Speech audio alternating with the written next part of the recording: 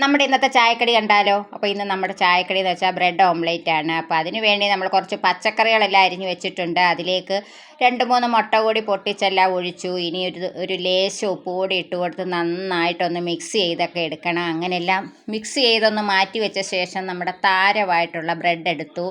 Bread ഒരു 3-4 piece എടുത്തു. അതിൻ്റെ ഉള്ളിൽ നിന്ന് സ്ക്വയറായിട്ട് നമ്മൾ കുറച്ച് കട്ട് ചെയ്തിങ്ങ് മാറ്റിയെടുക്കും. എന്നിട്ട് ബാക്കി വരുന്ന ഭാഗം നമ്മൾ എന്ത് ചെയ്യുന്നറിയാവോ? പാൻ അടപ്പത്ത് വെച്ച് നന്നായി ചൂടാകുമ്പം അതിലേക്ക് പെറുക്കി വെക്കും. അങ്ങനെ പെറുക്കി വെച്ചതിനകത്തേക്ക് നമ്മുടെ മുട്ട കൂടി അതിലേക്ക് ഒഴിച്ചു കൊടുക്കും. ഒഴിച്ചിട്ട് നമ്മൾ കട്ട് ചെയ്ത് വെച്ച പീസ് എടുത്ത് അതൊന്ന് അടച്ച് അമക്കി വെച്ചിട്ട് തിരിച്ചിടുമ്പോൾ നമ്മുടെ മുട്ടയെല്ലാം അടിപൊളിയായി നല്ല ടേസ്റ്റോടു കൂടിയുള്ള നമ്മുടെ മുട്ട ഓംലേറ്റ് റെഡിയാകും.